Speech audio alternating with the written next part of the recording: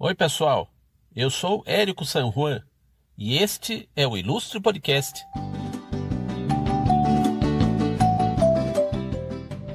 O nosso convidado volta e meia sai pro mundo, mas sempre leva com ele o Piauí. Vamos conversar com o humorista João Cláudio Moreno. Oi, João Cláudio. Seja bem-vindo ao Ilustre Podcast. O que não falta é assunto para a gente conversar, né? Do seu universo, do seu humor, da sua cultura e da sua inteligência.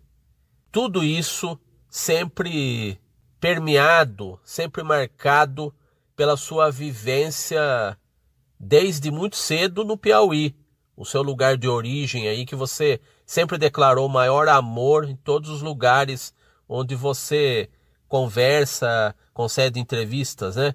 E aqui não vai ser diferente. Vamos falar do Piauí também. Vamos falar da sua infância no Piauí, né? Um cara que foi um irmão caçula temporão, teve muitos irmãos antes de você, cresceu nesse lugar chamado Piripiri, com uma mãe que o teve com mais de 40 anos de idade e carregou aí, segurou na barra da saia, vamos dizer assim, uma família numerosa e com características aí de um lugar, de um ambiente, de um tempo, todas especiais, né? Então conta aí da sua família, da sua infância, desse lugar tão marcante que é o Piauí, dos seus parentes todos. Como é que era essa sua vivência de infância? Bom, Érico, para mim é um prazer falar com você. Você está em Piracicaba, é uma cidade do interior de São Paulo. Para mim, muito especial por causa do Salão de Humor de Piracicaba.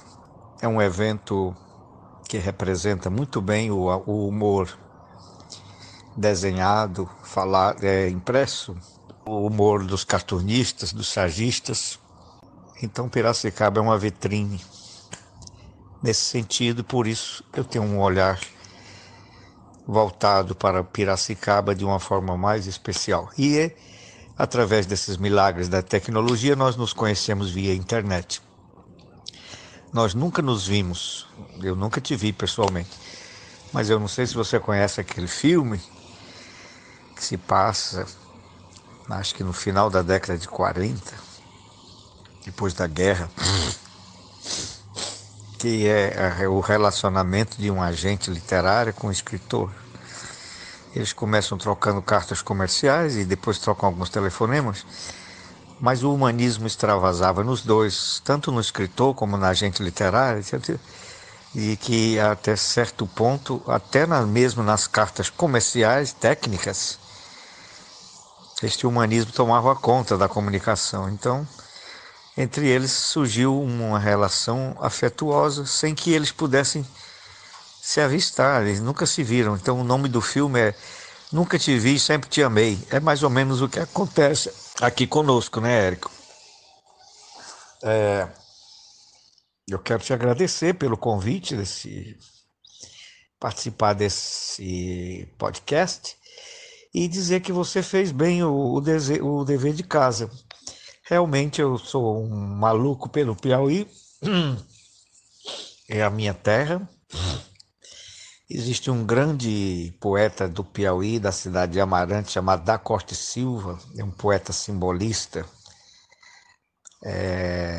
Fez muito sucesso no Brasil inteiro na primeira metade do século XX. Ele é o pai do grande escritor Alberto da Costa Silva, que faz parte da Academia Brasileira de Letras. Embaixador Alberto da Costa Silva, que é o maior especialista do Brasil nas questões da África.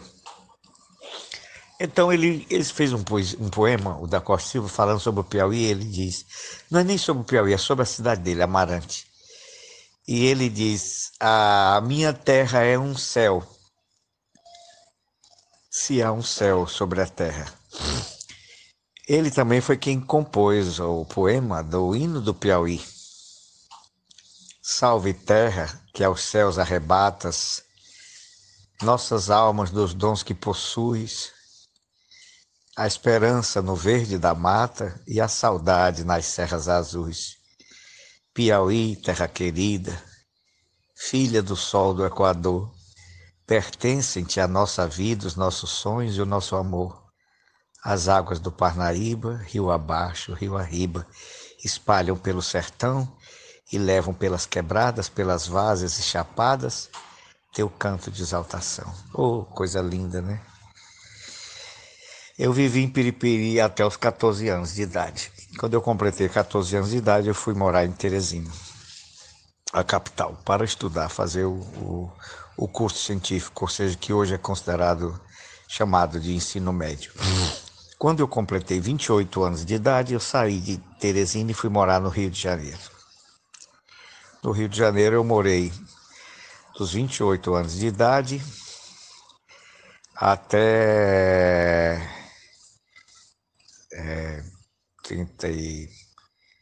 34 anos, né? Eu morei 6 anos ininterruptamente no Rio. Depois eu fiquei com a casa em Teresina, outra no Rio, indo e voltando, até que me mudei de novo, definitivamente, para cá, para Teresina, onde eu resido hoje atualmente. Eu sou filho de um agricultor, meu pai fazia roças, vivia disso, e de uma mulher sertaneja que também ajudava o pai, costurando, bordando, fazendo doce, fazendo bolo, e meus irmãos vendiam. Quando eu nasci, o negócio já estava melhor, eu não precisei vender nada na rua e tal, porque os meus irmãos todos já trabalhavam e ajudavam com as despesas. Mas meu pai arranjou outras mulheres e teve outras mulheres. Então, só na minha mãe foram 12 filhos que meu pai teve com ela. E ele teve uma outra mulher com quem, quando ele morreu, estava vivendo. O nome dela era Conceição, Dona Conceição. Com ela ele teve, acho que 10 filhos, que eu conheço todos, são meus amigos, meus irmãos, eu me dou com todos eles. Então, inclusive tem alguns que, para mim, são assim, modelos. O Chico Alberto, ele foi morar em São Paulo, é o típico caso daquele nordestino que precisa ir para São Paulo para batalhar e casou, tem filhos e se comportou muito bem na vida. Tem a Vani, Vanúzia, Conceição, Mazé, que mora em Fortaleza. Uma vez fui fazer show no Teatro Zé de Alencar, o produtor entrou no meu camarim e disse: tem uma irmã sua aí que faz 30 anos que não lhe vê. Eu digo: deve ser a Mazé, que é a filha do meu pai com outra mulher. E era ela mesma. Eu a tinha visto na morte do meu pai, no período em 82. 92, 2002, 2012, né? 30 anos. Ela chegou lá com a filha, o genro e a neta. Eu abracei, tirei fotos e registrei a presença dela no espetáculo. E na minha casa eu fui o último, né? Fazia 10 anos que minha mãe não tinha filhos, quando eu nasci. De maneira que os meus irmãos foram praticamente que me criaram, né? Todos eles se desdobraram em atenções a mim. E eu vivi nessa complexidade de uma casa cheia de gente, cada um mistério, cada um universo.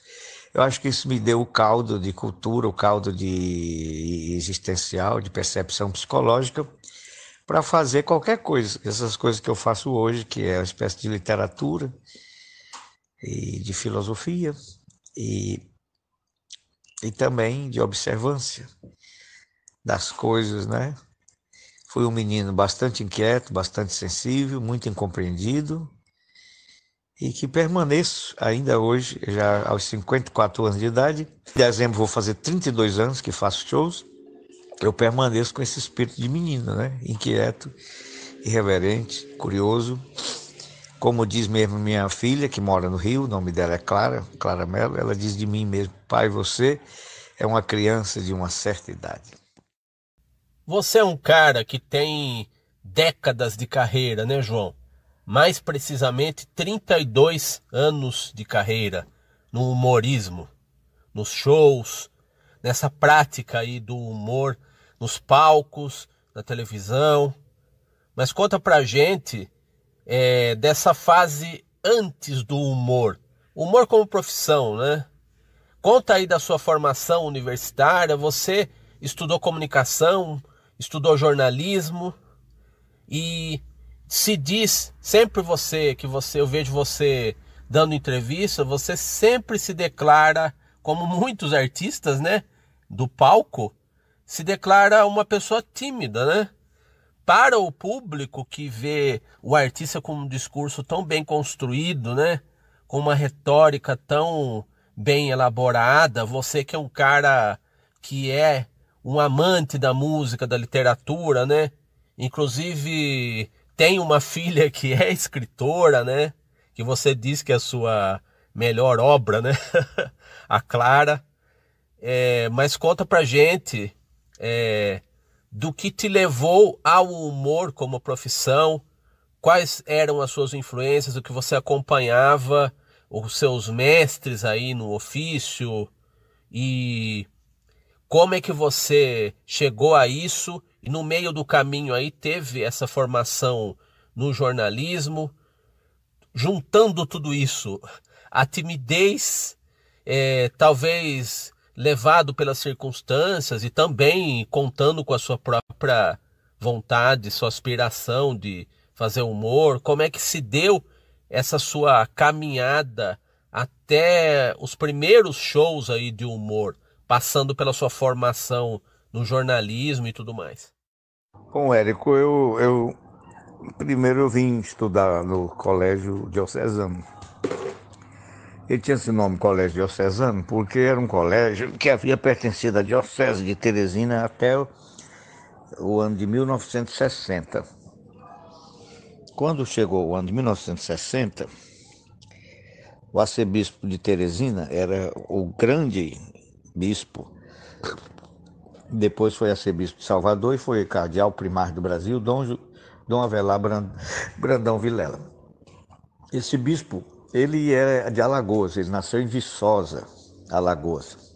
Ele é irmão do senador Teotônio Vilela, que foi responsável por aquela grande campanha civil, organizou a sociedade civil nos anos 80 do século XX, em busca do projeto de anistia política, que soltou presos políticos e trouxe de volta brasileiros que estavam no exílio.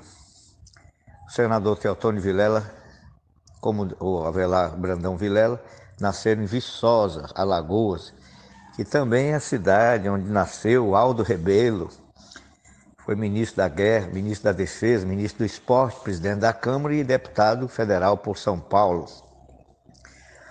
Esse texto, eu estou abrindo aqui o parênteses para falar um pouco deles.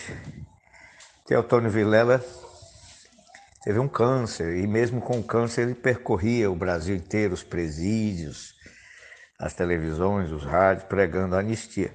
E o Milton Nascimento e Fernando Brant fizeram até uma música para ele, que a Fafá de Belém gravou também. Quem é esse peregrino que caminha sem parar? Quem é esse meu poeta que ninguém pode calar? Quem é esse? Quem é esse peregrino falando em rebelião? Como quem vai manhãzinha tirar fruta no quintal? Quem é esse? De quem é essa ira santa? Essa saúde civil? Quem é essa ira santa, essa saúde civil que tocando na ferida redescobre o Brasil?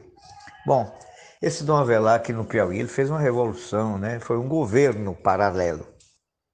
Criou a Rádio Pioneira de Teresina, que ainda hoje está funcionando. É um veículo de comunicação importantíssimo. Criou a Faculdade de Filosofia. Quando ele chegou aqui no Piauí, não havia ainda a Universidade Federal. A Faculdade de Filosofia do Piauí criou a Ação Arquidiocesana Social, Ação Social Arquidiocesana, que compreendia várias atividades de política social. Criou várias paróquias. E ele trouxe os missionários redentoristas para um bairro muito pobre chamado Vila Operária, para a igreja da Vila Operária, de São José Operário. Esses redentoristas eram, na sua maioria, irlandeses e americanos. fizeram também uma grande revolução social no bairro. Hoje o bairro é um dos melhores bairros de ascensão social da capital do Piauí. Quando eles chegaram, a realidade social era tremenda. Entre outras coisas, o Dom Avelar trouxe os jesuítas, né, que é a tropa de elite da Igreja Católica, os educadores, os padres mais preparados da Igreja Católica são os jesuítas, que eles levam muitos anos para se formar. A formação deles é muito rigorosa. Então entregou o colégio diocesano aos jesuítas. Então esse colégio diocesano, continuou com o nome de diocesano. Nós éramos os alunos diocesanos respeitados. Quando a gente saía na rua com a farda do colégio, nós éramos reverenciados, porque diocesano era tido não só como o melhor colégio do Piauí, mas o melhor colégio do Brasil. Essa tradição de boas escolas, o Piauí mantém. Se você ver o resultado do Enem, durante vários anos consecutivos, o Piauí esteve presente entre as 10 melhores escolas, com 5 escolas. Geralmente 4, 5 escolas. E durante 3 anos consecutivos, a melhor escola do Brasil, o Instituto Dom Barreto, recebeu a melhor avaliação do Enem. Existe inclusive uma matéria na revista Veja, na época, contestando os resultados em 2006, duvidando que do Piauí tivesse realmente a melhor escola do Brasil. A escola Dom Barreto, em Teresina, foi melhor avaliada do que o Colégio São Bento, dos Beneditinos do Rio, do que o Colégio Santo Afonso, no Rio de Janeiro, e do que o Colégio de São Paulo. Quando eu estudei no diocesano, o padre Luciano Timan, italiano, que foi morar em Belém, ele me disse certa vez: olha, o diocesano é a melhor escola de ensino médio do país, do Brasil. E era mesmo. De fato, os nossos professores eram jesuítas.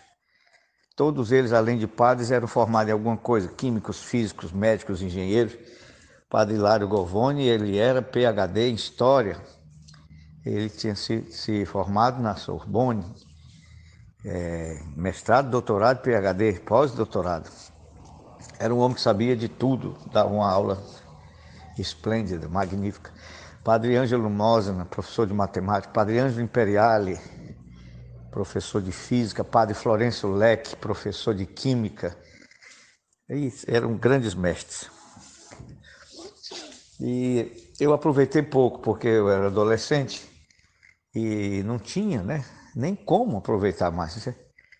Eu fiquei com uma boa retórica, porque o padre Hilário Govoni nos obrigava a copiar os sermões do padre Vieira.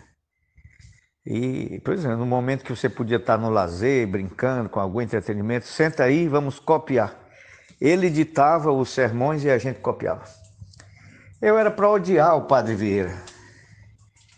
No entanto, eu amo os sermões do padre Vieira, sei até alguns decorados. Eu acho que isso foi um exercício de retórica fantástico, porque no padre Vieira você vê toda a arquitetação de uma língua. Ele domina a língua portuguesa. Os sermões do padre Vieira são atemporais. Até hoje eles têm ainda recursos infinitos, de linguística, de linguagem, de semântica, de sintaxe, de tudo. Todo mundo que lê Vieira, escreve Vieira, se enamora de Vieira e começa a dominar o uso do seu vernáculo, o uso do vernáculo com grande propriedade. E ali, entre aqueles padres, eu imitava todos os padres, todos os professores. Lá em Piripiri também já imitava os personagens da cidade, imitava meus parentes, imitava professores, imitava os frades alemães que celebravam a missa, os alemães foram os colonizadores também lá em Piripiri. Eles chegaram em Piripiri em 53, missionários alemães, não só para cuidar da paróquia, mas também trouxeram muito dinheiro para cuidar das questões sociais, que é a cidade muito pobre. Você sabe que os índices de desenvolvimento humano do Brasil, do Piauí e do Maranhão, são os mais baixos. E o Piauí tem 0,6% o PIB do Piauí. E de São Paulo é 48%. Então você vê que desigualdade, que injustiça social, desequilíbrio há neste país. Então, quando eu saí de diocesano, já era... Lá eu fui presidente do Grêmio, fui representante de turma, tinha uma certa liderança. Era muito famoso entre os colegas, entre as festas, tudo eu era uma referência para me apresentar, mas eu não sabia que era artista. Fui fazer o curso de comunicação na Universidade Federal e também tentei ser padre. Mas aí o arcebispo de Teresina, já Dom José Freire Falcão, que hoje é cardeal, arcebispo emérito em Brasília, eu até outro dia fui lá visitar, mas ele não se lembrava de mim. Ele está assim um pouco, já está velhinho e não está mais lembrado muito bem. Não. Ele não queria que a gente que tivesse seminaristas que fizesse curso na universidade. O seminário ficava longe, na estrada do Angelim, que ia para a cidade de Palmeirais. Uma API, quer dizer, a API é uma rodovia estadual. Hoje é dentro da cidade, que a cidade cresceu tanto, que aquele seminário que parecia tão longe hoje está dentro da cidade. Mas ele disse, olha, você tem que desistir do curso de comunicação, senão não fica no seminário. Agora eu fui para Brasília para o primeiro encontro nacional de estudantes de comunicação, ENECOM, em 88. 86. Eu tinha feito o vestibular em 85, passei. Em 86 foi o primeiro encontro de estudantes. Então eu tinha 19 anos, já tinha feito uma preparação propedêutica, que é o seminário menor. E ia ingressar no primeiro ano de filosofia no seminário maior. Mas o bispo deu essa bronca, não queria. Mas haviam 2 colegas que faziam direito na Universidade Federal. O nome deles é Roberto Tônio Pessoa e Edmilson. E então eu fui ao arcebispo e falei, senhor bispo, existem 2 colegas que fazem o curso de direito, é o Roberto Tônio e o Edmilson. Eles estão na Federal, tem carro, o Edmilson tem uma moto. Eu posso voltar até com ele para o seminário. Eu fico fazendo lá o curso de comunicação e faço também aqui o curso de filosofia no seminário. Então o arcebispo me disse, não, existem realmente esses 2 alunos, existem esses 2 precedentes, mas só haverão eles, nenhum mais. E ele tinha uma predileção pelo Roberto Tônio Pessoa. O arcebispo achava que o Roberto Tônio seria um dos grandes padres da igreja. Errou feio. Roberto Tônio não só não foi ser padre, como se tornou até materialista, assim, um pouco anticlerical. Eu converso com ele, às vezes me conta, ele não tem nenhuma inclinação às coisas da igreja. O Edmilson não foi ser padre também, casou, teve filhos, mas continua ainda frequentando a igreja. E quem ficou mesmo carola, beato, fui eu, que eles, os superiores, tinham de mim as piores impressões. Diz esse daí, acho que eles achavam que eu ia ser um segundo Lutero, fundar até outra igreja, né? E de mim tinham as maiores prevenções de desconfiança. Agora, quando eu cheguei lá, o bispo me deu um ultimato, você tem que decidir até o dia 22 de fevereiro. Então eu fui a Piripiri me aconselhar com minha mãe. Tinha 19 anos. Aos 19 anos eu não havia tido ainda nenhuma experiência sexual assim, com mulher, nem com homem, nem com mulher, nem com animal, nem com nada.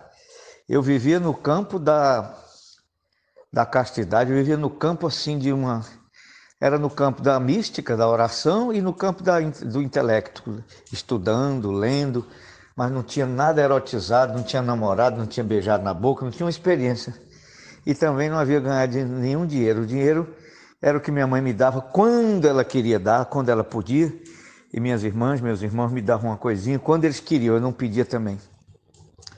E aí na conversa com minha mãe, ela disse, olha, você só tem 18 anos, e ainda 19 anos vai fazer, você não conheceu mulher, ela usou essa expressão, você não conheceu mulher e nem ganhou dinheiro. Eu lhe aconselho primeiro você a conhecer mulher, isso nas palavras de minha mãe, e ganhar dinheiro. Depois você me disse que quer ser padre. Minha mãe deu um conselho assim, sábio no sentido da sabedoria do mundo, dos homens, não deu sábio no sentido da sabedoria de Deus. Mas ela estava certa. E eu, então, logo depois eu fiz o que ela sugeriu, conheci mulher e vi que o negócio é bom mesmo, sabe? Eu pensei, nossa, isso aqui que é o negócio. Então, quando eu voltei do colégio, do encontro de estudantes, em Brasília, eu já vim com minha cabeça mudada. Lá eu dancei, namorei, beijei, vi cada coisa. E também comecei a ganhar dinheiro logo, porque aos 18 anos eu fui ser estagiário.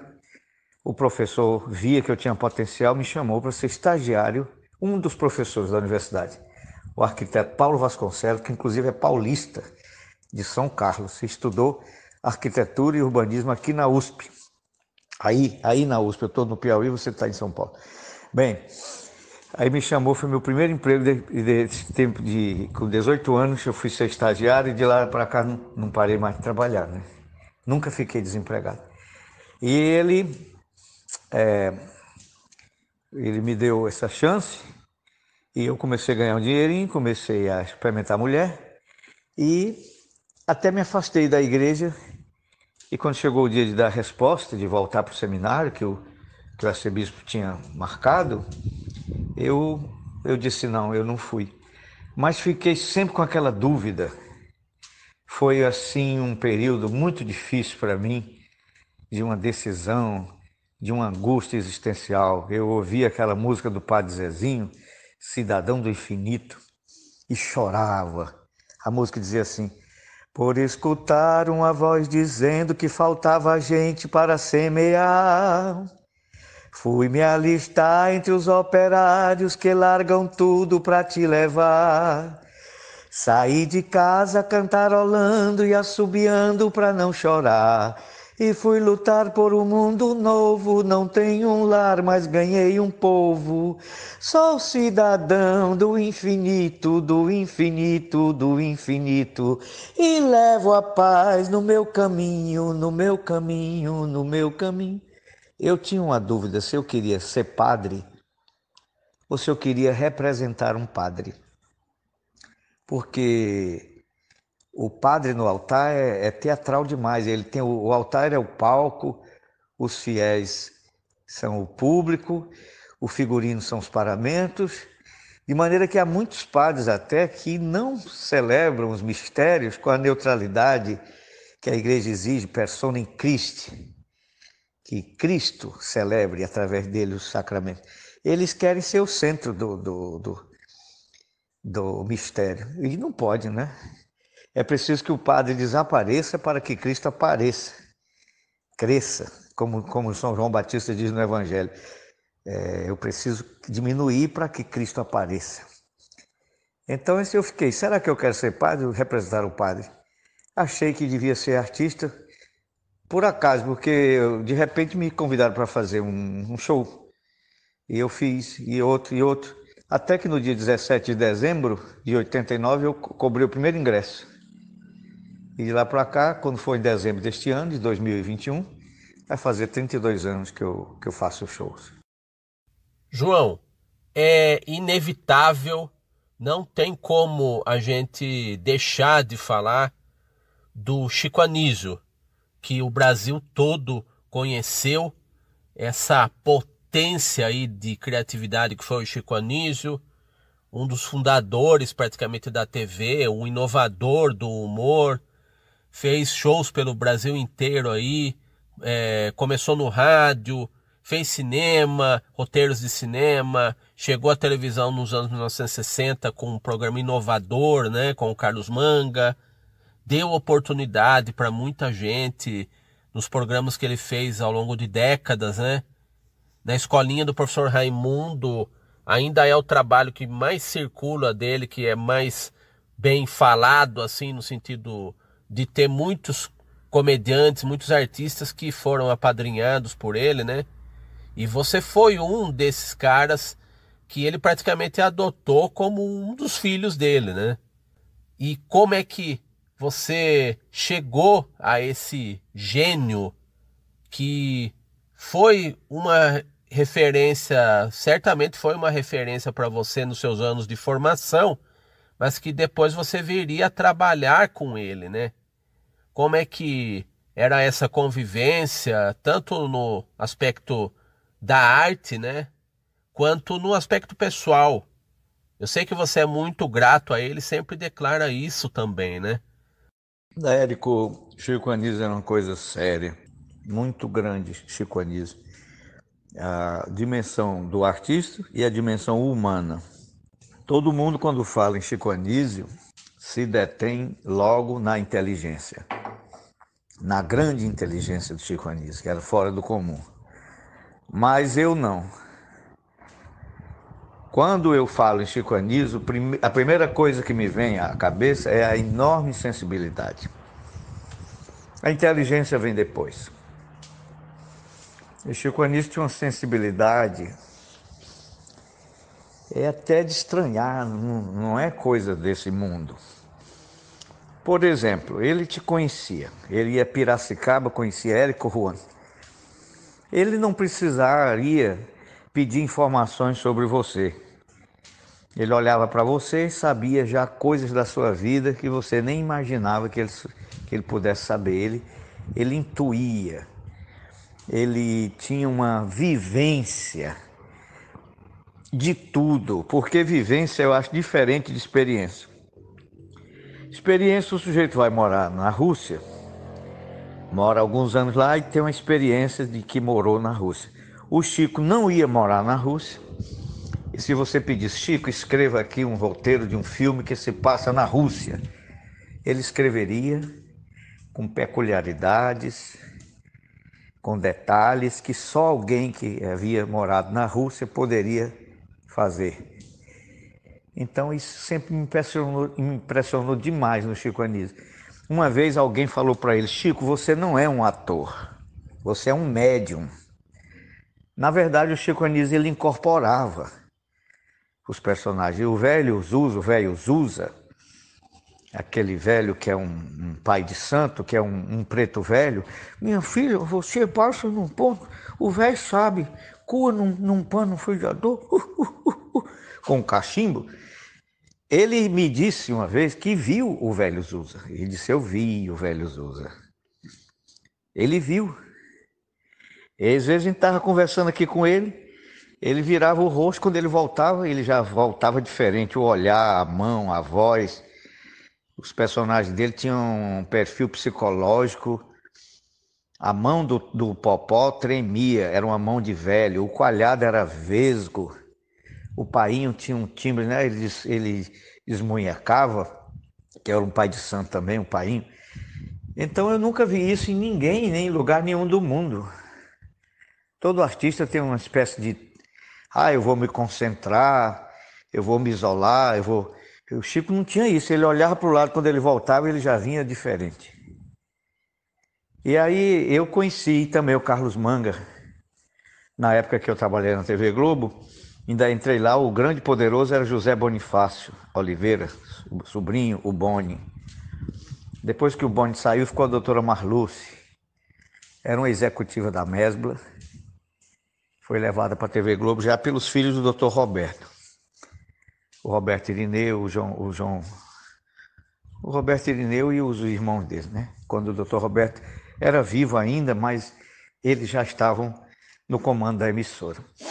E o Chico perdeu muito prestígio quando o Dr. Roberto saiu da direção da emissora. Não foi só pela saída do Dr. Roberto, é que houve uma mudança de paradigmas no mundo inteiro, nas empresas. E na Globo o Chico era muito prestigiado, tudo que ele queria a emissora fazia, e de repente não foi mais assim. E ele sentiu muito essa perca de prestígio.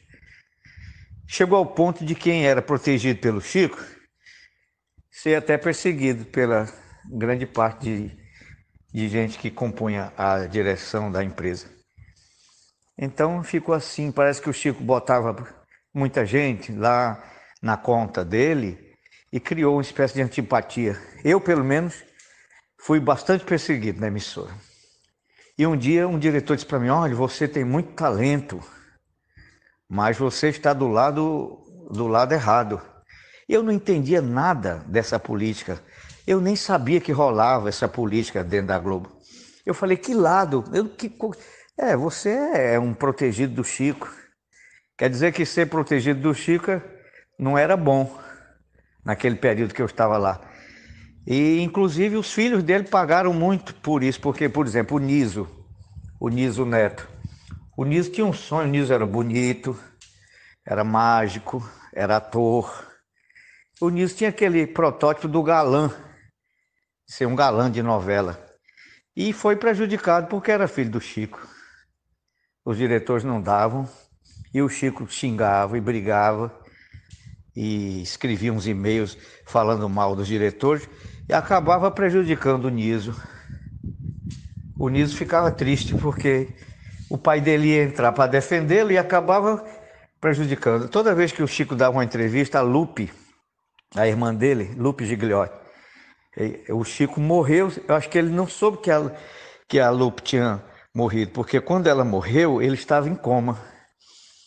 Aí quando ele voltou do coma, eu não sei se a Malga contou para ele. A Malga era a esposa dele, a última, que a Lupe tinha morrido. Então a Lupe dizia para mim: eu fico tão preocupada quando o Chico vai dar uma entrevista, porque o Chico não tinha papo na língua, ele falava tudo. E geralmente as entrevistas repercutiam muito mal. Nos dias de hoje, que tudo é medido, pesado, é observado, a gente tem que ter muito cuidado, o que é que diz, o que é que fala. Eu não sei nem como estaria vivendo Chico Anísio hoje, nos dias de hoje, porque ele não se preocupava com isso. Ele dizia o que pensava, com a maior franqueza, a maior sinceridade. E geralmente ele atraía antipatia de colegas, de diretores, de pessoas assim que não olhavam para o todo do que ele representava, né? Porque quem olhava para o todo que o Chico representava não ia se deter nessas coisas tão pequenas. Agora, o que você não sabe, Juan, é que o meu pai foi ajudado pelo pai do Chico Anísio. O pai do Chico Anísio tinha uma empresa de ônibus e aí os ônibus pegaram fogo e ele não tinha um seguro para os ônibus.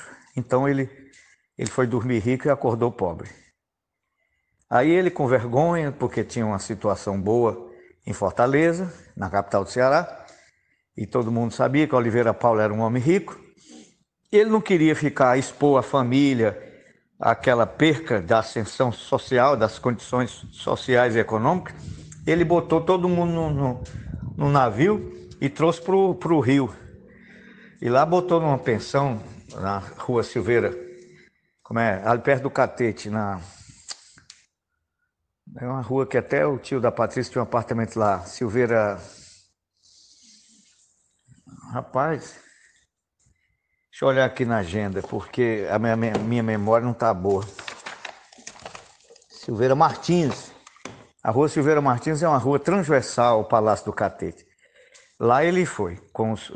Tinha os irmãos dele, eram o Zelito, é mais novo. O Zelito é mais novo. A Lupe, tinha uma que morava em João Pessoa, que eu não me lembro o nome dela agora, que ele disse que era a irmã que ele mais gostava. E tinha o Elano, que era o mais velho. O Elano era uma espécie de gênio financeiro. Chico falava muito desse irmão. O Elano, a Lupe, o Zelito é diretor de cinema, é o pai do Marcos Palmeira. Então, quando ele mandou a família para o Rio, ele foi fazer estradas. E aí caiu no mundo com uma firmazinha pequena, fazendo estradas. Fez as estradas do Piauí quase todas. Por isso ele passou muito tempo em Piripiri, que é a minha terra e a terra dos meus pais. Em Piripiri se abriu-se assim um parênteses, antes e depois de Oliveira Paula. Oliveira Paula é o pai do Chico Anísio. O nome dele era Francisco Anísio de Oliveira Paula. E o Chico, Francisco Anísio de Oliveira Paula, filho. E ninguém chamava Chico, o pai dele chamava Oliveira Paula. E minha mãe, quando eu nasci, minha mãe já dizia: no tempo do Oliveira Paula. O povo de Piripiri dizia: isso foi antes do Oliveira Paula. Por quê? Depois do Oliveira Paula, houve movimento, foi feito estradas boas, muita gente ganhou dinheiro. Ele tinha uma mulher que ele se amigou com uma rapariga, lá em Piripiri chama rapariga. E ele fez uma casa de pratibandas. Uma casa de pratibanda é uma casa bonita, assim, que tem um frontispício. Minha mãe dizia: o Oliveira Paulo fez uma casa de pratibanda para a rapariga dele. Quando eu cheguei na Globo, que eu disse que era de Piripiri, a Lupe disse: ah, você é de Piripiri? Ô Piripiri que fez minha mãe sofrer. Ô Piripiri que eu tinha cisma. Na época que ele chegou em Piripiri, meu pai estava começando a vida, e o Oliveira Paulo deu a mão ao meu pai. E você vai vender bolo aqui, vai vender café, vai vender carne, vai me pagar uma renda. O meu pai vendia, minha mãe fazia, e às vezes até ele nem queria renda. De maneira que minha mãe disse que foi um progresso muito grande para ela, para o meu pai, para a família. Eles tinham casado em 42. Você vê que meu pai e minha mãe tiveram 12 filhos, né? Foram ajudados pela Oliveira Paula. Quando foi em 93, eu conheci o Chico Anísio. E em 96 eu já estava no Rio, em 94 eu já estava no Rio. Fiz um show dirigido pela Lígia Ferreira, irmã da Bibi Ferreira, filha do Procópio Ferreira. Mas o Chico fez a supervisão do show. Quando foi em 96 eu estava na Globo, ele que me botou. Em 98 eu estava com um espetáculo, Piauí aqui, que ele dirigiu. Isso tudo tem no YouTube, né? E em 98 eu fui escolhido, 97, fui escolhido pelo elenco da Globo, o ator revelação. 400 e tantos atores, técnicos, diretores, votavam e escolheram. E o Carlos Manga foi lá no camarim e disse, olha, você foi escolhido ator revelação. Eu estou gostando. E eu recebi, tem um vídeo aí no YouTube, você procura lá no programa do Faustão. Eu fui o homem, o ator, revelação, e a atriz foi a Marisa Hort. E agora, quando eles me procuravam no Rio, tanto o Chico Anísio como o Carlos Manga e outros mais, eu estava no Piauí. Chama o João Cláudio para fazer isso assim, eu estava no Piauí. Isso aborrecia muito. Muita gente se aborrecia. O Chico se aborrecia demais. No final, o Chico disse para mim, quer saber de uma coisa? Fica no teu Piauí. Você não quer ficar no Rio tentando nada. Fica no Piauí, lá no Piauí você é amigo do rei, você tem a mulher que quer, na cama que escolherei, você tem jagunço, tem latifúndio, tem tudo, fica lá. E assim eu fui realmente do Piauí, que eu gosto mesmo. E o Chico foi importante para mim demais, ele me ensinou tudo. E ele ensinava a todo mundo, não é só a mim não. Ele tinha prazer de ensinar. Se ele te visse, Érico, faça assim, faça assado. Geralmente ele pode errar em alguma coisa, porque quem é humano erra, mas geralmente 98% das coisas que ele propunha, ele estava certo. E era irônico, a ironia dele era terrível. Ele estava brigado com o Tom Cavalcante, que ele lançou o Tom Cavalcante. E o Tom Cavalcante fez um grande sucesso na Globo e fez logo um programa, Sai de Baixo. E a doutora Marluce gostava muito do Tom. Saía, pegava um avião no Rio e vinha jantar com o Tom em São Paulo. E o Chico sempre jogando uma alfinetadazinha. No final da vida eles se reconciliaram, fizeram até um show juntos. Mas aí um dia perguntaram, Chico, qual é a nota que você dá para o programa do Tom? Aí o Chico, nota? Dó. Era assim a ironia dele. Ele me levou para a TV, sem fazer teste, ele dirigiu um espetáculo meu e eu fiz um livro de crônicas. Quando eu me separei, eu estava muito mal e escrevi umas crônicas assim amargas, filosóficas. Eram engraçadas porque, como diz o Chico Anísio, o humor é a tragédia de ontem. Naquele momento era só dor, mas hoje você ri daquilo ali, porque o que passou, o que foi trágico, vira cômico. Mas aí era Crônicas para Adiar Meu Suicídio, o nome do livro. O Chico chegou para mim e falou, não, vamos mudar esse título. E outra coisa, essas crônicas estão muito grandes. As crônicas tinham 2, 3 laudas. Ele disse, não, o humor tem que ser conciso, enxuto, a não ser nos Estados Unidos, porque lá eles ganham por lauda. Então, Érico, aquilo que tinha 2 laudas, ele cortava, ficava meia lauda. O J.A. ilustrou, que era um ilustrador do Piauí, que ganhou todos os salões de humor que ele participou. Ele já ganhou mais de 40 salões de humor. De Piracicaba ele já ganhou uns 10. J.A. Primeiro lugar nas charges. É um gênio, J.A. Ele fez as ilustrações das crônicas. E o Chico perguntou, vamos escolher outro nome. Esse nome não pode ser, que é um nome muito forte, muito para baixo. Crônicas para Adiar Meu Suicídio? Não. Aí eu comecei a propor nomes e ele recusando. Aí ele me fale da sua família. Então eu falei de uma tia minha, irmã do papai, que era a tia Dora. das irmãs do papai, era a mais pobre e a que eu mais adorava, que ela era pobre de bens e rica de espírito. E eu cheguei na casa dela e tinha um pé de goiaba cheio de goiaba, outro pé de goiaba cheio de goiaba, tachos no chão cheio de goiaba, no fogo uma panela fazendo doce de goiaba, havia suco de goiaba, goiaba no chão que caía do pé e gamelas cheias de goiaba. E ela disse para mim: meu filho, este ano aqui foi uma hemorragia de goiaba. Ela sabia que hemorragia é uma coisa que não estanca, né? Então, quando eu contei essa história, o Chico disse: tá aí, o nome do livro é esse, Hemorragia de Goiaba. É uma metáfora linda. Ele mesmo arranjou a editora, ele fez o prefácio. E o mais curioso, Érico, que nós fomos lançar em São Paulo, no Shopping Eldorado, na Avenida Rebouças. E o pessoal do Piauí me salva muito. Eu tinha empresários do Piauí, a família Claudino, gente que trabalhava para a Onyx Jeans. Eu fazia show todo ano para a confraternização da Onyx Jeans, piauiense de toda parte, fazendo curso em São Paulo, fazendo residência médica. O fato é que 500 livros eu vendi no dia do lançamento. Tanto o Chico Anísio como o editor ficaram impressionados com a performance do meu lançamento.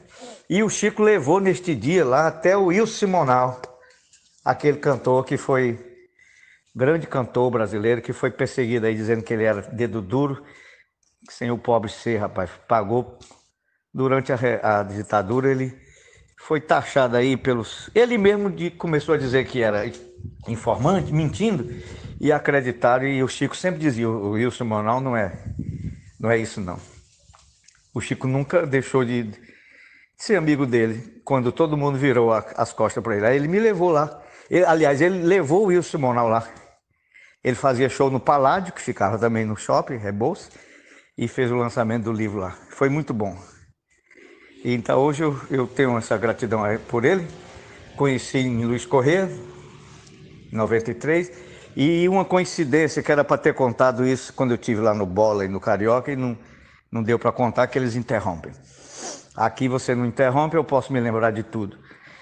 No mesmo lugar em que eu conheci o Chico Anísio, no mesmo lugar em 93, em 2011, em 2012, no mesmo lugar, no mesmo hotel, eu recebi a notícia da morte do Chico, no mesmo local. Eu achei isso incrível, essa coincidência, se é que há coincidência, que talvez tudo é providência. E o fato de meu pai ter conhecido o Oliveira Paulo, e depois eu ter conhecido o Chico, meu pai ter sido ajudado pelo pai do Chico, eu ter sido ajudado pelo Chico, eu vou ainda desfechar com um fim que dá mais uma ênfase ao mistério que é a vida. Minha filha, Clara, foi ajudada pela filha do Zelito Viana, irmã do Marcos Palmeira, que é a Betsy de Paula. Ela é cineasta, roteirista. Chamou a Clara para ser roteirista com ela. E com ela a Clara já fez roteiros de cinema, de vários filmes, inclusive um bem conhecido, As Guardiãs da Floresta, que conta a saga das mulheres das florestas, tanto da Amazônia, no Pará, no Amazonas, no Acre e no Maranhão, que estão perdendo suas terras, perdendo suas florestas, são despejadas pelos grandes empreendimentos capitalistas que chegam e desconsideram toda uma cultura, toda uma etnia, tudo que está lá, né? Inclusive, sobretudo, o meio ambiente. Então, meu pai, ajudado pelo pai do Chico, eu ajudado pelo Chico, e no ciclo da vida, minha filha ajudada pela sobrinha do Chico, a Betsy de Paula, filha do Zelito Viana, irmã do Marcos Palmeira, desse ator galã da Globo aí. Nos anos iniciais em que você trabalhou com o Chico Anísio na TV Globo, João, eu me lembro muito do seu quadro com o Chico Anísio, e que ele imitava o Gilberto Gil e você o Caetano, né? O Zéuberto Zéu e o Caetano Veloso. Era muito engraçado. E sempre que eu via, minha família via, a gente ficava admirado com a semelhança que você tinha, até física, com o Caetano, né? No quadro com o Chico Anísio. Só que esse gosto pela música, no meu caso, eu com a caricatura, eu desenho muito as pessoas que eu gosto de ouvir. Então, muito do meu humor no humor gráfico, na caricatura, é para desenhar os artistas que eu gosto, né? E você deve ser do mesmo modo com relação à atuação no humor, né?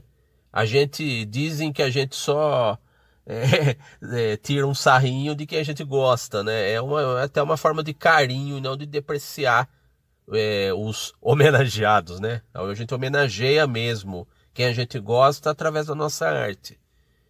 E você tem um show, tem uma atuação musical muito forte também. É a sua, o seu espetáculo dedicado, os seus espetáculos dedicados a Luiz Gonzaga são espetaculares, né? A ponto de você, inclusive, gravar um DVD, sempre tá fazendo shows com esses mestres aí do Nordeste da música, inclusive com orquestra. Então conta pra gente aí da sua convivência musical com o Caetano Veloso, com o Luiz Gonzaga e mais recentemente, saiu o CD no qual você contracenava, digamos assim, musicalmente com o Hermeto Pascoal. Então, conta aí desses mestres aí, do seu gosto pelo repertório deles, por seu amor por eles e o trabalho que você faz homenageando eles, né? Pois é, Érico, você está me matando de saudade aí, levantando essas questões. Nós estreamos do Caetano Veloso e o Gilberto Gil, Caetano e Zé Alberto Zé, em 1996. Quem redigia era uma equipe formada por vários redatores, inclusive o Nani, que é também do humor desenhado, né? O Nani, grande Nani.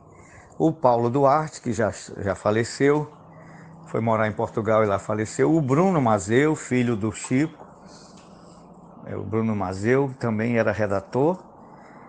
E nós também, porque o Chico colocava muito caco, improvisava no texto e me incentivava a improvisar. Agora ele sempre me chamava assim para um canto e dizia: olha, presta atenção, o improviso é uma capacidade, é um dom que a pessoa tem, mas não pode abusar do improviso, porque o improviso é o atalho mais curto e certo para o erro. Então no show do teatro você tem que decorar o texto todo. Quando você souber de cor e salteado, que você não errar mais nem o sentido, nem as inflexões, nem a sequência, aqui e acolá você pode pôr um caco, mas olha, não abusa. Eu tive a sorte de ter um professor desse, porque o Chico me ensinou, como eu já disse em outra resposta, tudo. O que eu sei de palco e de televisão foi o Chico que me ensinou, com muita generosidade. Então, ele dizia que eu era muito musical, dizia que eu tinha ouvido bom, quer dizer, eu sou afinado. E ele disse: eu não sou afinado como você é.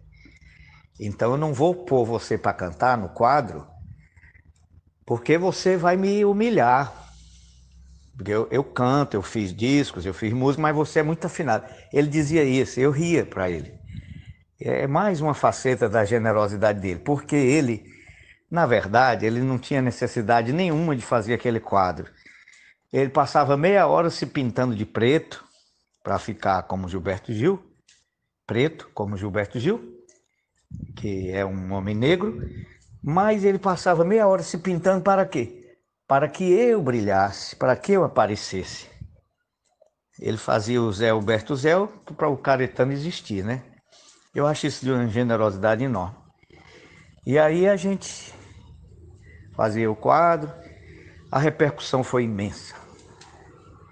Todo lugar que chegava no Rio, o povo vinha falar comigo. Eu fiz muitos amigos naquela época. Nossa, muitos atores que hoje nem se lembram de mim ficaram meus amigos e disseram: eu sou seu fã. Como Selton Mello, que é um homem reservado, ninguém anda vendo a vida pública dele em programa nenhum, ele administra a carreira com muita sobriedade, muita discrição. O Pedro Cardoso, esse já é mais polêmico, já aparece mais com suas ideias políticas, mas é um baita de um ator. o Gabriel Pensador. Tudo foi gente que foi no meu show e falava, olha, eu gosto muito disso. E eu fazia o Caetano cantando e falando. Inclusive cantava Sampa no show. A mesma coisa acontece no meu coração, que só quando cruza a Ipiranga, Avenida São João, porque quando cheguei por aí, eu nada entendi. A tua deselegância concreta de tuas esquinas, da deselegância discreta de tuas meninas. O Chico dizia, até o rouco da voz do Caetano você tem. Ah, ainda não havia para mim, Rita Lee, a tua mais completa tradução. Alguma coisa acontece no meu coração. Parece que eu estou vendo o ensaio do show lá em São Conrado, na casa do Chico, e ele dizendo assim para mim, essa música é uma paulada. Sampa. O Chico Anísio era muito fã do Caetano e do Gilberto Gil. O Bruno Mazeu também era fã do Gilberto Gil e do Caetano. E eu também. Então você imagina o amor que nós colocamos naquele quadro. Hoje, em 2018, eu fiz um show. Está no YouTube, o meu canal de vídeos no YouTube chama João Cláudio Moreno em Casa. Tem 604 vídeos postados lá. Tem um, você põe lá João Cláudio show, João Cláudio canta e conta Caetano. Tem lá o show. Só faço o Caetano cantando e contando histórias do Caetano. Eu já começo o show cantando alguém cantando longe daqui, alguém cantando longe, longe, alguém cantando longe, alguém cantando aqui, alguém cantando é bom de se ouvir, a voz de alguém quando sai do coração, de quem possui toda a pureza da natureza. Eu acho o timbre do Caetano muito bonito. Eu acho que na minha personalidade eu tenho os dois. Luiz Gonzaga rude, sertanejo, macho, tradicional. E ao mesmo tempo a feição urbana, feminina, vanguarda do Caetano. Eu tenho os dois juntos. Tem até um show que eu faço os dois cantando Asa Branca, né? O Gonzaga, quando olhei a terra ardendo, o Caetano, qual fogueira de São João, eu perguntei a Deus do céu, por que tamanha judiação? O Chico adorava esse número, ele disse para mim, João, esse número é antológico. E você foi muito feliz quando você começou a pergunta, porque a gente imita, a gente tira o sarro, é como uma homenagem, é de quem a gente gosta. Eu não sei escolher os imitados. Os imitados é que me escolhem. Todos, eu imitei mais de 200 vozes, mas eles é que me escolhem. E eu acho que com o cartunista, o desenhista, é quase a mesma coisa, deve ser a mesma coisa. Você mesmo disse aí que é a mesma coisa.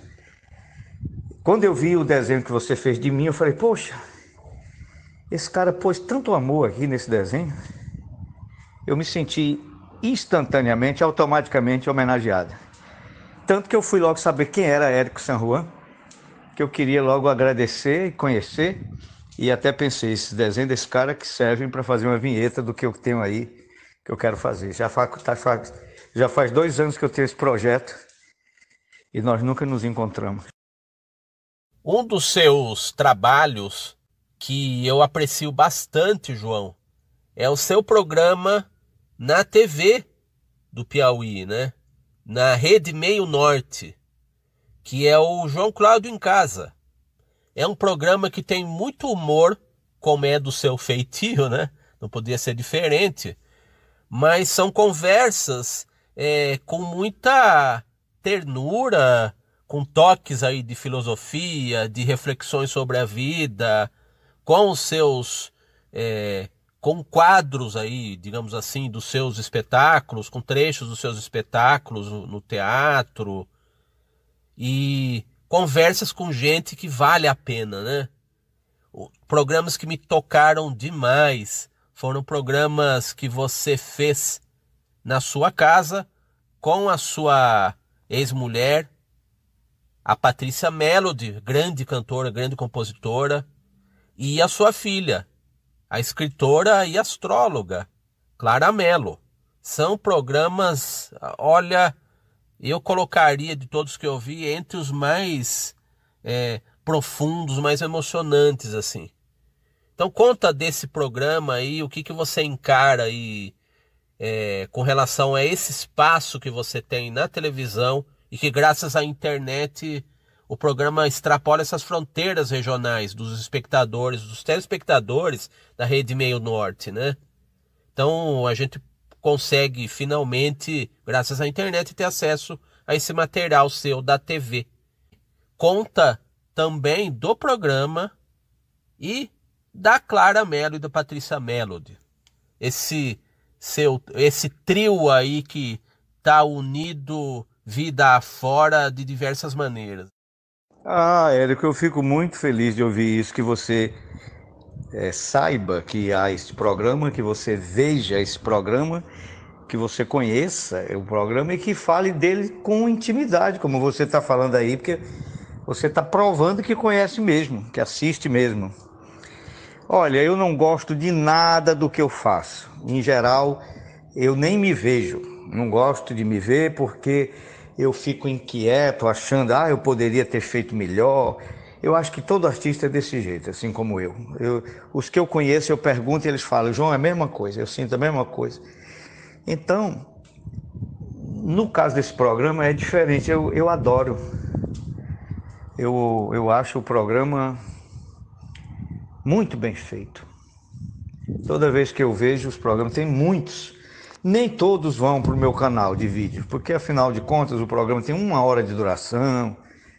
1 hora de conteúdo é muita coisa, né? Até de 2014 até 2020, o programa tinha só meia hora. Aí era uma coisa, era uma dinâmica, era um formato. O diretor da televisão me chamou porque durante a pandemia ficou reprisando. E eles ficaram me pagando e o programa reprisando e eu não trabalhava. Eu acho que para me punir ou para compensar o tempo que eu fiquei recebendo sem trabalhar, o diretor meteu na cabeça e disse, agora eu vou pedir ao João Cláudio que faça um programa de 1 hora de conteúdo toda semana. Que era uma maneira de talvez de eu pedir para sair, né? Tipo a Tropa de Elite. A Tropa de Elite, aquele filme, que o treinamento é tão rigoroso, tão austero, que a pessoa pede para sair e o recruta acaba pedindo para sair. Eu acho que foi isso, porque foi uma coisa completamente diferente de fazer meia hora e fazer 1 hora. E o que é pior, eu viajo, eu trabalho, eu moro só, eu lavo louça. Hoje eu já acordei, eu já lavei louça, já fiz um beiju. Beiju é aquela tapioca de goma. Já passei pano na casa, já respondi e-mail, já respondi várias mensagens no Zap, já estou saindo para entregar os DVDs que eu vendo, vou para uma reunião com um patrocinador. Quer dizer que minha vida é muito intensa e eu, além de tudo isso, tenho que fazer um programa novo toda semana. Mas graças a Deus eu tenho um bom companheiro de jornada chamado Danilo Romero. Eu não tenho uma equipe, eu tenho Danilo Romero. Às vezes uma pessoa boa, um bom profissional e um bom amigo vale mais do que uma equipe. O Danilo é um editor de imagens de tão grande sensibilidade e tanta força de caráter e tão amigo meu. Nós começamos a trabalhar em 2014, né? 15, 16, 17, 18, 19, 20, 21. Quantos anos faz? 7 anos, né? Esse menino tão novo revelou-se um profissional tão competente, aplicado, que eu hoje, Érico, nem me preocupo com o programa. Quem faz o programa é o Danilo, o editor. Eu posso me dar o luxo de viajar e deixar bruto lá. Eu sei que ele vai editar com a maior sensibilidade, porque é o segredo. O primeiro dia de trabalho, me deram uma produtora e me deram um editor. Eu cheguei para ele e falei, olha, o segredo desse programa é edição. Se a edição for boa, se for de uma edição de beleza, de sensibilidade, o programa pronto, está pronto. Ele me perguntou o que é o programa. Eu falei, não sei. Como não sabe? Não sei, o telespectador não sabe, você não sabe, eu não sei. O programa é sempre uma surpresa. Às vezes nós saímos de carro, vamos visitar uma pessoa em Barras, que fica a 200 e tantos quilômetros, chega lá, a pessoa não está lá. Eu fui entregar um presente. Eu não liguei para a mulher para dizer que ia, que eu não ligo, não aviso. Cheguei lá, ela não estava lá. O fato de eu ter ido e ela não estar lá foi o programa. E na hora da edição, João, o que é? Meu filho, o programa é isso. Então, o programa não é um programa de entrevista, mas tem entrevista. Não é um programa filosófico, mas tem filosofia. Não é um programa de cultura, mas tem cultura. Não é um programa de show, de espetáculo, mas tem trechos de espetáculo. Não é um reality show, mas tem cenas do cotidiano na minha casa, eu tomando banho, eu cozinhando, eu limpando a casa. Então, o programa é uma salada que se sobressai pelo único ingrediente, a verdade. Tudo é muito verdadeiro. E como na televisão, principalmente a televisão brasileira, eu não sei dos outros países que eu não vejo, não tenho viajado, eu não vejo como é. Mas no Brasil, a televisão tem, principalmente a televisão comercial, é muito ruim. É tudo mascarado, os apresentadores mascarados, é tudo assim uma mentira, uma artificialidade. Quando você vê alguma coisa de verdade, aquilo lhe pega pelo pé. E esse que é o componente essencial do programa. E nós estamos todo sábado e domingo, sábado às 21 horas e domingo reprisa. O diretor não gosta que eu diga reprise, ele diz, olha, não fale que tem reprise domingo, diga que é uma exibição alternativa. Então tá bom, diretor. Mas que é uma reprise, é. A Rede Meu Norte é uma rede de televisão, ela não é concessionária de ninguém. Nem da Bandeirante, nem da Globo, nem do SBT, nem da Record. Ela é uma rede, como tem a rede CBS lá no Sul, que pega os estados do Sul, Rio Grande do Sul, Paraná e Santa Catarina.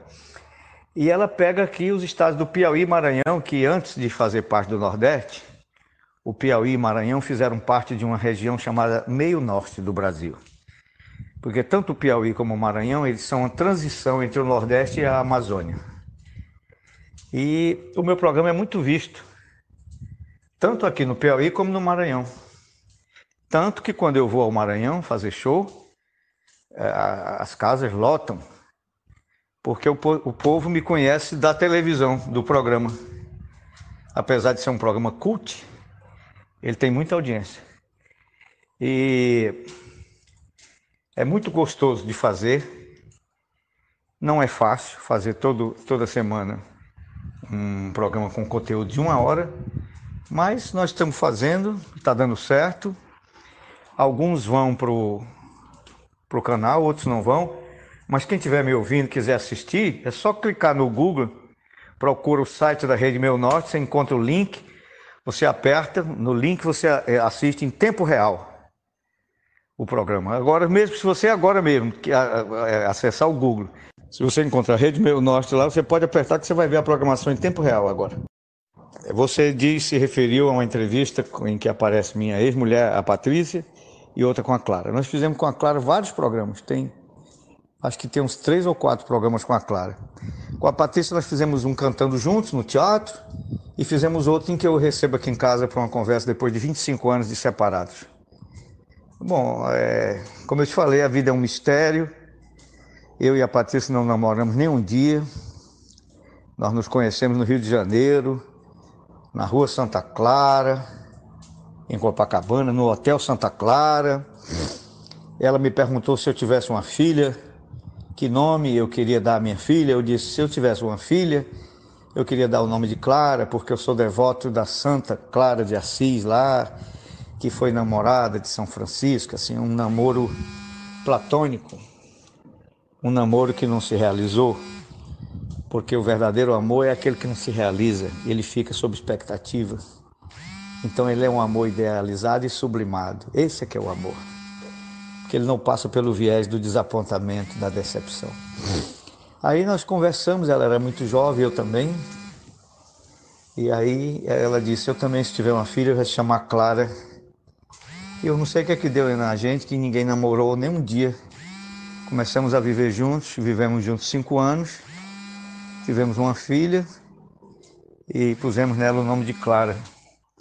Eu queria que fosse Clara de Assis, ela queria que fosse Maria Clara.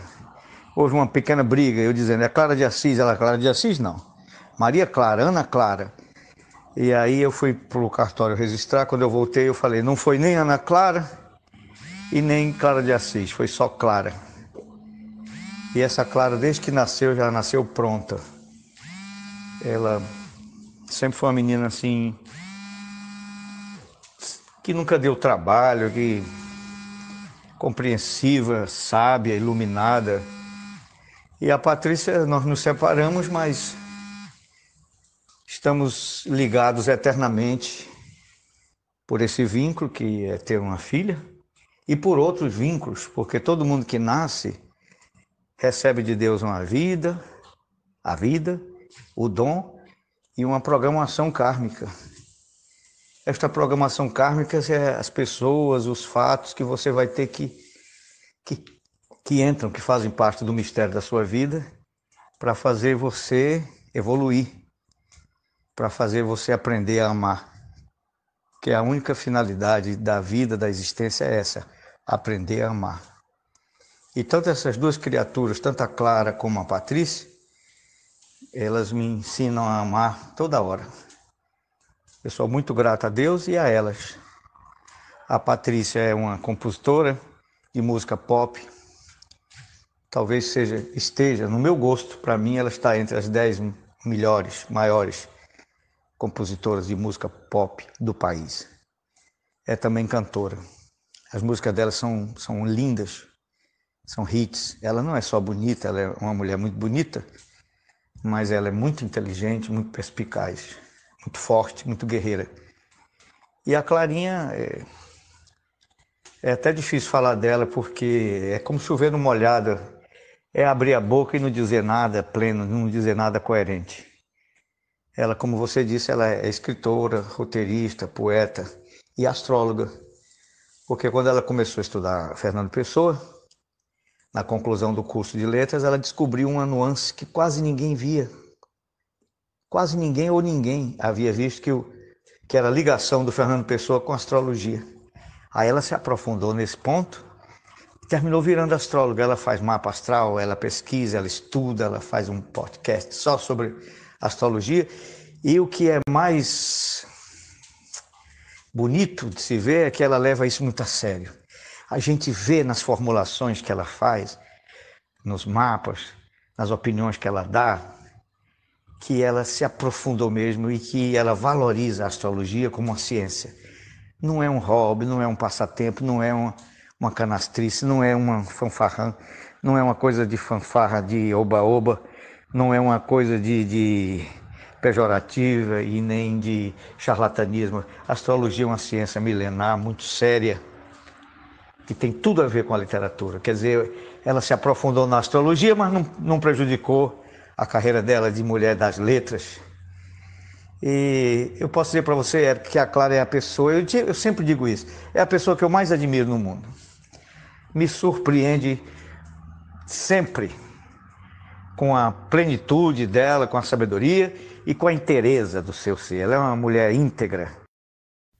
E chegando à etapa final do nosso podcast, queria te fazer uma pergunta, João, que eu costumo sugerir aqui a todos os nossos ilustres entrevistados, feito você, uma pergunta que transforma por breves momentos os nossos convidados em versões do século XXI da eterna Mãe Diná.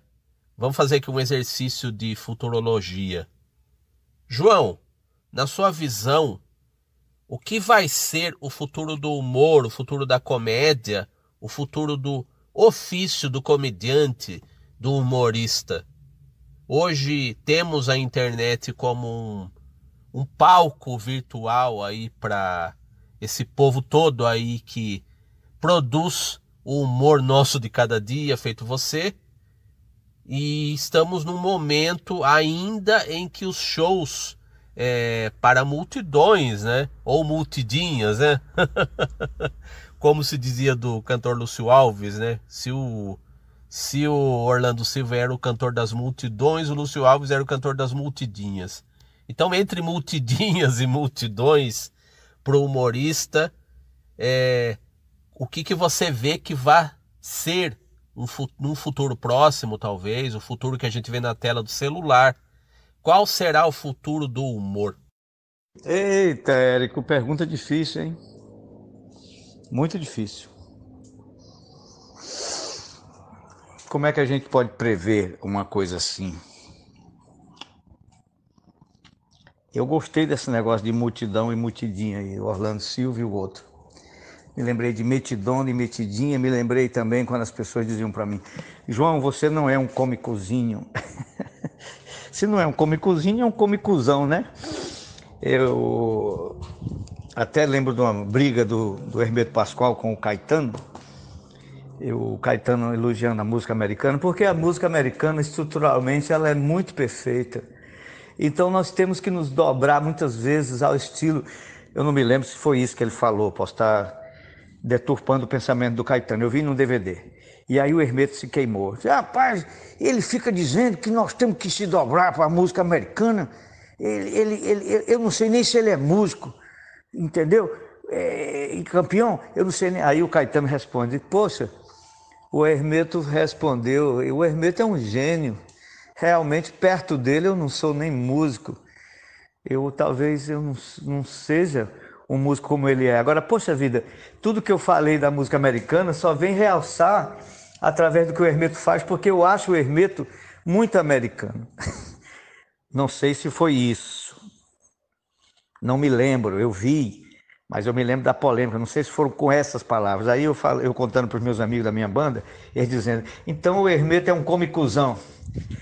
O futuro do humor. O futuro do humor perpassa pelo futuro da humanidade.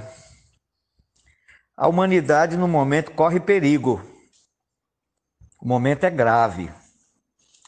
Se a humanidade corre perigo, a arte corre perigo, a literatura, a filosofia, a música, o meio ambiente, a ordem política, social, a religião, os valores, tudo isso corre perigo.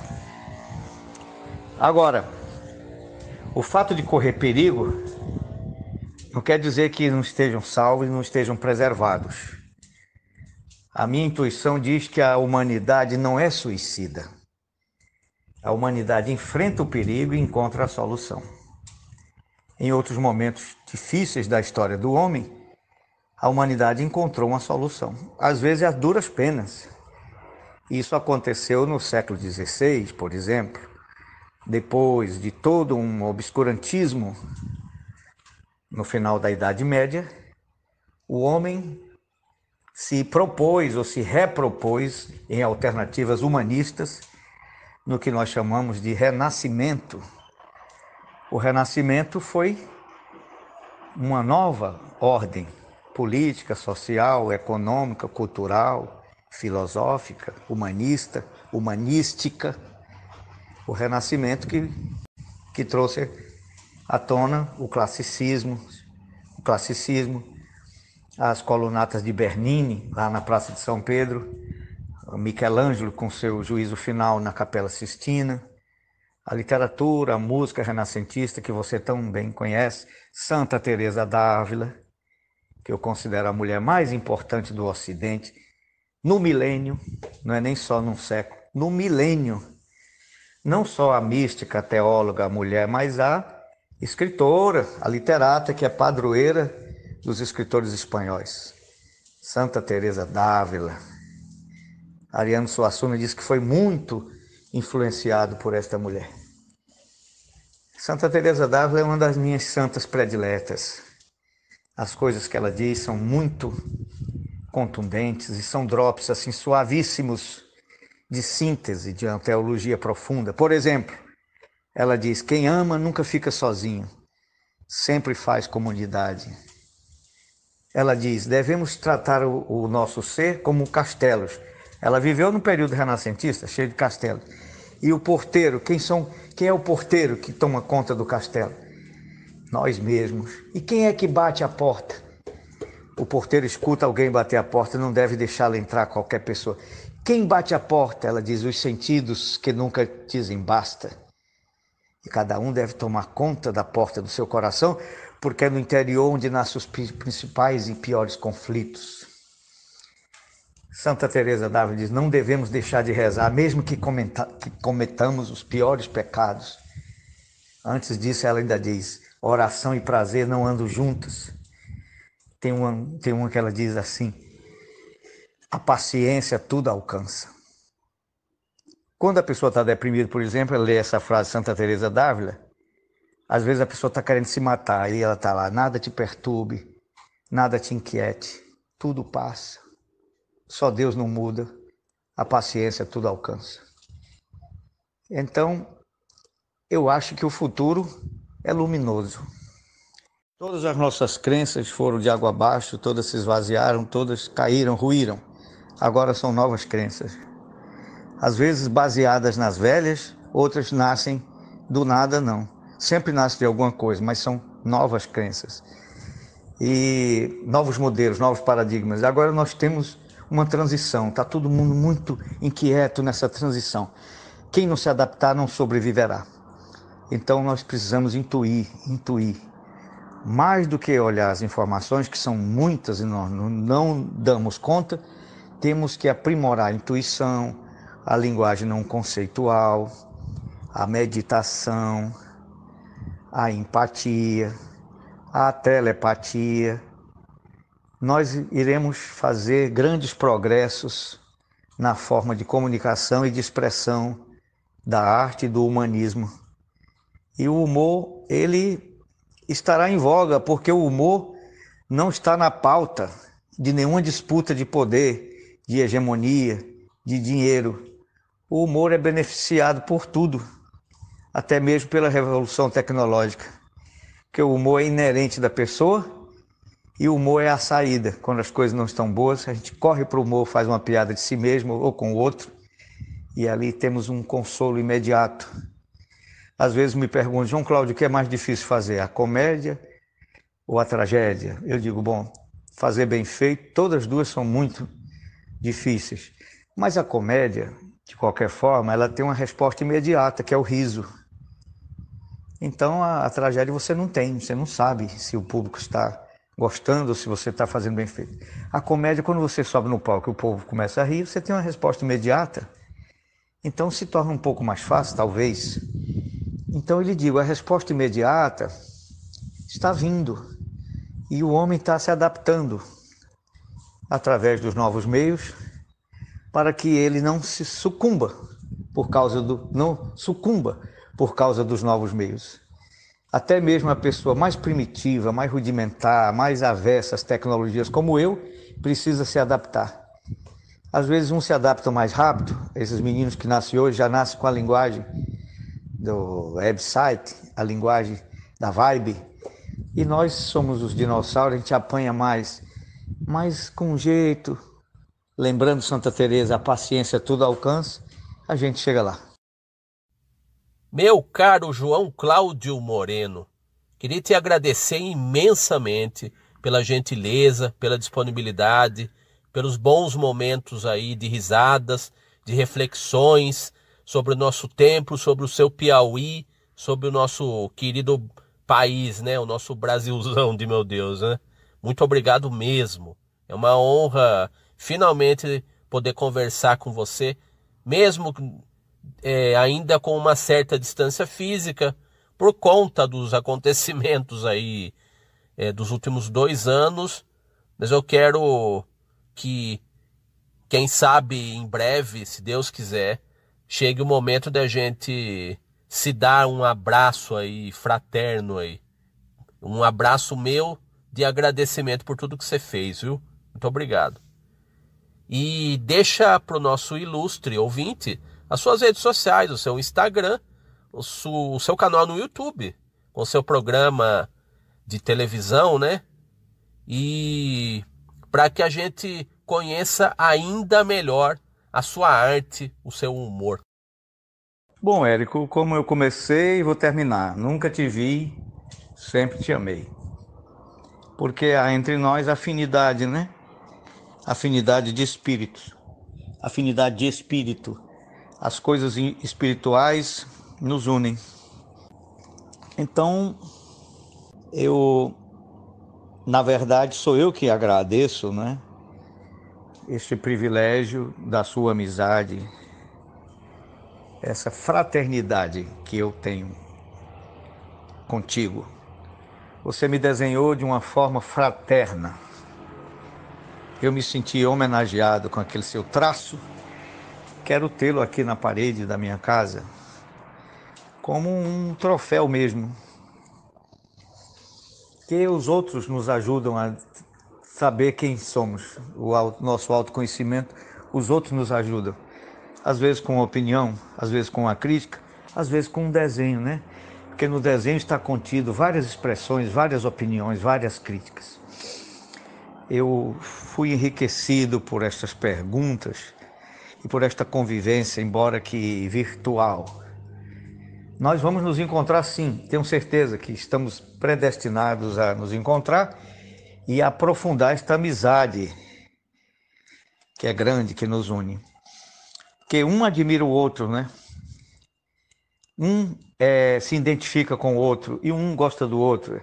A reciprocidade não é uma coisa assim de mão única. A amizade é o único sentimento que exige reciprocidade. O amor nem exige. Você pode se apaixonar por uma mulher, amá-la há 20 anos, ela não saber disso. Você vai continuar amando-a. Mas a amizade exige reciprocidade, porque para alimentar a amizade você tem que trocar opiniões, palavras, gratuidades, gentilezas. Isso que nós fazemos. O meu endereço, o meu zap eu não posso dar, mas você tem. O meu endereço de e-mail é joaoclaudiomoreno@hotmail.com. joaoclaudiomoreno@hotmail.com. Eu respondo em média 20, 30 e-mails por dia. Às vezes eu respondo com muitas palavras, às vezes com poucas palavras, às vezes só com uma frase, mas respondo. Às vezes respondo no mesmo dia, às vezes respondo só depois, mas respondo. O meu Instagram é João C. Moreno. Todo mundo que fala comigo pelo direct, seja quem for, também respondo. Às vezes respondo imediatamente, às vezes demora um pouquinho, mas respondo a todo mundo. O Instagram é @João C. Moreno. O canal YouTube está lá, João Cláudio Moreno em Casa. Geralmente são vistos apenas 60 vídeos, mas tem 604 postados. O Danilo, que é o editor e que posta os vídeos no canal, ele me explicou, João Cláudio, o YouTube esconde alguns vídeos, porque você tem poucos seguidores. Nós estamos com 208 mil seguidores. Pode parecer muito, mas não é. O YouTube privilegia pessoas que têm 10 milhões, 15 milhões de seguidores. Quando a pessoa tem 1 milhão, 2 milhões de seguidores, o YouTube começa a sugerir os vídeos, aí todos aparecem e são mais vistos. E no meu canal tem vídeos tão bem feitos, tão bem produzidos, que não tem quase visualização. E tem 60 que tem muita visualização, e o povo diz assim, pô, não tem vídeo, sempre os mesmos, não tem... Mas são 206, gente, é muito vídeo. E João Cláudio Moreno em Casa é o canal, né, que é o programa. E no canal não é só o programa, não. Tem outras coisas que eu produzo e jogo lá. Nem todos os programas vão para o canal. E o Twitter, eu falo muito no Twitter também, é João Cláudio Real. E o Facebook, João Cláudio Moreno. Tem um perfil e tem uma página, onde tem muitos vídeos meus também. A você... Meu muito obrigado, um grande abraço, estarei aqui às ordens, sempre. Tchau, Érico. Muito bem. Este é o João Cláudio Moreno. Eu sou Érico San Juan e este é o Ilustre Podcast.